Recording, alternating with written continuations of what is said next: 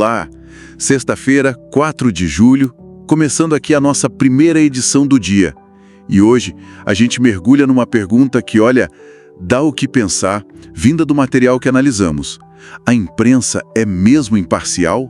Ou pode ser? É uma ótima pergunta para começar, né? Sem dúvida. A ideia que a gente vai explorar aqui é que essa promessa de neutralidade, sabe? Aquela que a gente tanto ouve falar no jornalismo. O ideal, né? Exato, o ideal. Talvez seja, na verdade, um mito. E um mito que, segundo as fontes que a gente viu, pode acabar, assim, mascarando estruturas de poder, escolhas editoriais. Quem ganha voz e quem é silenciado, né? Isso. Então, o objetivo desta edição é justamente investigar essa crítica à neutralidade e também entender a defesa de uma comunicação mais engajada, né? Comprometida com a justiça social. Tudo baseado nas fontes. E como essa busca pela objetividade às vezes abre espaço para discursos bem problemáticos, né? Em nome de ouvir todos os lados. Exatamente. E aí entra uma contradição que o material aponta que é bem interessante. Como essa neutralidade pode acabar apagando a responsabilidade, sabe? A responsabilidade ética e política de quem faz jornalismo. Sim. E para jogar uma luz nisso, as fontes trazem a jornalista e pesquisadora Fabiana Moraes. Ela tem uma frase de impacto, né? A pauta é uma arma de combate. Essa frase da Fabiana Moraes é muito forte. Porque ela bate de frente, né, com uma tradição bem antiga do jornalismo comercial, aquele que surgiu lá no fim do século XIX. Ah, sim. Adotou a imparcialidade quase como uma estratégia de mercado, sabe? Para parecer mais crível, para vender mais jornal, para alcançar mais gente. Faz sentido como negócio. Sim. E a crítica dela que está lá nas fontes é justamente que essa ideia de que é possível um jornalista contar um fato sem nenhum atravessamento, sabe?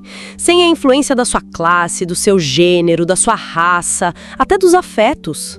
Ela chama isso de grande farsa. É como se a gente pudesse só observar a realidade sem se envolver, sem ser afetado. O que, humanamente falando, é bem questionável, né? Não parece muito possível mesmo. E essa crítica toda, ela não surge do nada, né? As fontes indicam que tem uma base teórica por trás. Mencionam inspiração nas epistemologias do Sul e também em pensadores como Paulo Freire, Boaventura de Souza Santos. Isso mesmo. Você pode explicar um pouquinho o que são essas epistemologias do Sul, para quem não está familiarizado? Claro. De forma bem simples assim. As epistemologias do Sul são um jeito de pensar que busca valorizar outros conhecimentos, sabe? Saberes que foram historicamente deixados de lado pelo pensamento dominante da Europa, dos Estados Unidos. Ah, entendi. A ideia, muito ligada a Freire e Boaventura, é desafiar esse suposto monopólio da verdade que a grande mídia e as instituições tradicionais muitas vezes exercem. É abrir espaço para outras vozes, outras formas de ver e entender o mundo. E qual seria então a proposta de comunicação que nasce dessa crítica, dessa base teórica? O que se coloca no lugar dessa neutralidade questionada? Bom, a proposta é construir formas de comunicação que sejam mais dialógicas, que busquem conversar de verdade com os saberes populares, com as experiências das margens, com as vozes que o jornalismo tradicional muitas vezes ignora ou silencia. Isso conecta muito com o Paulo Freire, né? Com a ideia dele de pedagogia da escuta. Não é só ouvir por ouvir, é uma escuta atenta, empática. Profunda, talvez? Exato, profunda. Voltada para entender a perspectiva do outro, principalmente dos grupos oprimidos, é ver isso como um caminho para a libertação, para recontar as histórias a partir de quem as vive.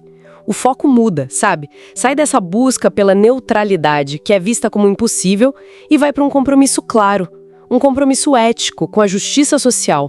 Entendi. Então, para a gente amarrar as ideias principais desta edição, de um lado, a gente tem essa crítica forte à objetividade pura no jornalismo, vista como algo que pode até esconder interesses e poder. Isso. E do outro lado, uma proposta inspirada aí por Fabiana Moraes, Freire, Epistemologias do Sul, por um jornalismo que se reconhece subjetivo, que pratica essa escuta atenta e assume um compromisso ético com a transformação, com a justiça social. Exatamente. Reconhecer que informar é fazer escolhas. No fim, fica essa reflexão, né? Informar envolve sempre escolher. E a grande questão talvez seja, a serviço de quê e de quem essas escolhas são feitas. Bom, por agora é isso. Iremos para um breve intervalo. Fique por aí.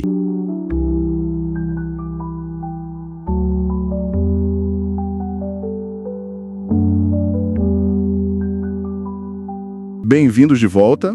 Para esta parte da nossa edição, a gente preparou um mergulho, sim, mais fundo nos pontos críticos que as fontes levantaram. Isso aí. Vamos ver exemplos bem concretos que colocam em xeque essa ideia de imparcialidade na mídia, né? E discutir mais a fundo representação, desigualdade. E também aquela proposta de um jornalismo diferente que o material traz. Exato. Um jornalismo mais engajado, com a escuta, com a dignidade. Que parece emergir desses textos que a gente viu. Uhum. Olha, um argumento central no material é que essa tentativa de negar a subjetividade no jornalismo, Sabe? a ideia de que o jornalista não tem um ponto de vista, isso pode acabar piorando as coisas, reforçando o preconceito. Sim, sim. Tem um caso de Recife que as fontes mencionam que ilustra bem isso, né? Exatamente. O material detalha a cobertura do assassinato de um professor gay e, assim, a imprensa, pelo que as fontes indicam, se baseou quase que só na primeira versão da polícia.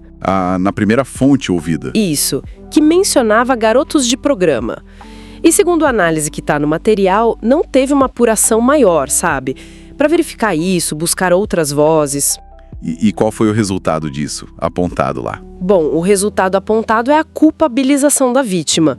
Fica aquela insinuação de que o estilo de vida dele causou a morte, né? O que é muito complicado numa sociedade que já tem uma homofobia estrutural forte. Entendi. E uma das autoras que o material cita, a Fabiana Moraes, ela chama isso de violência simbólica.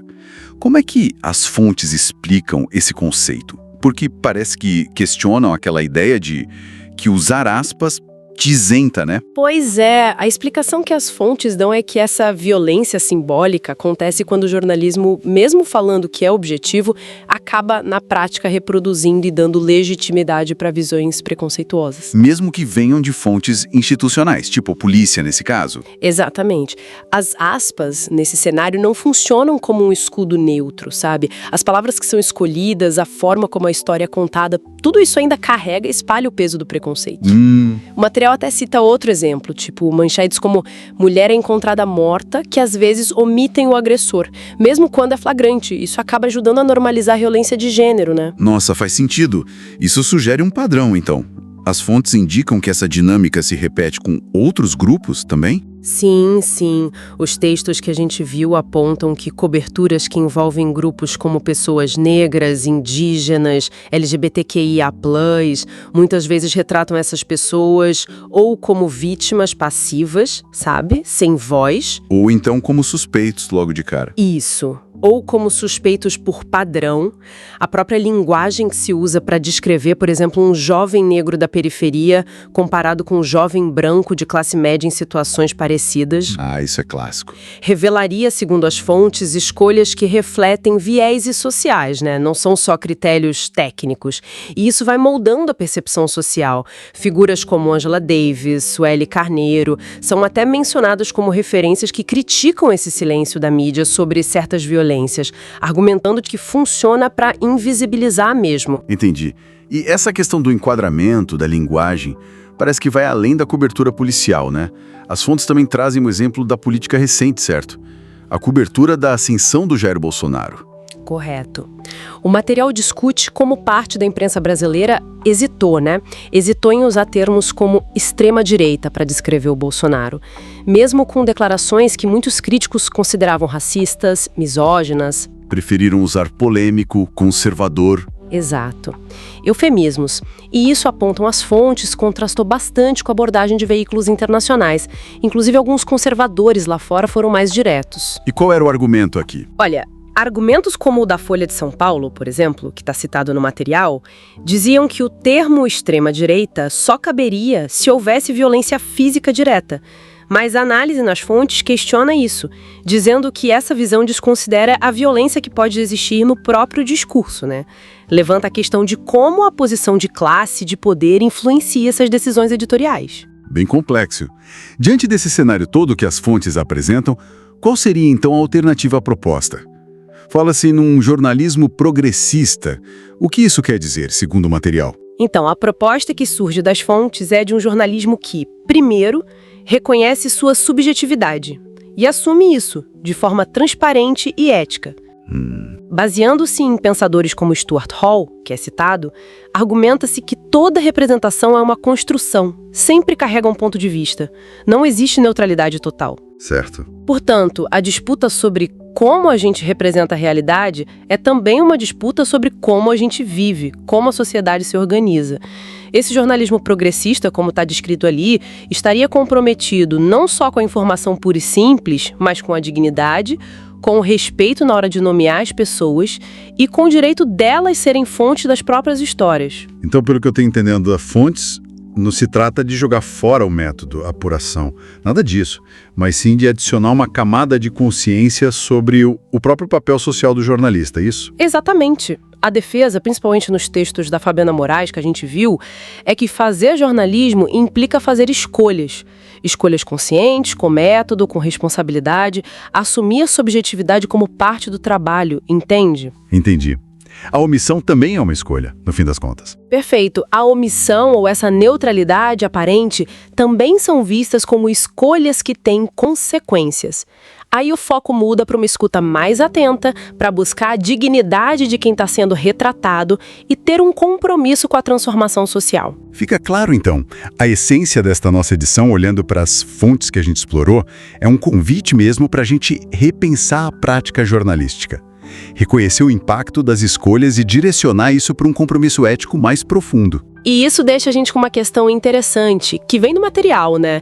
Se toda narrativa inevitavelmente carrega uma perspectiva, como é que nós, enquanto público, enquanto consumidores de notícias, podemos afiar o nosso olhar para identificar e avaliar criticamente os diferentes pontos de vista que estão ali embutidos no que a gente lê e ouve todo dia? Uma excelente reflexão para a gente levar adiante, sem dúvida.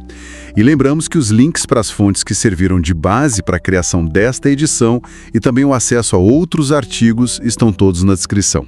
Isso aí. Muito obrigada pela companhia. O podcast vai ao ar de segunda a sexta, às 7 da manhã, meio-dia e 5 da tarde e também aos sábados ao meio-dia. Um grande abraço e até a próxima.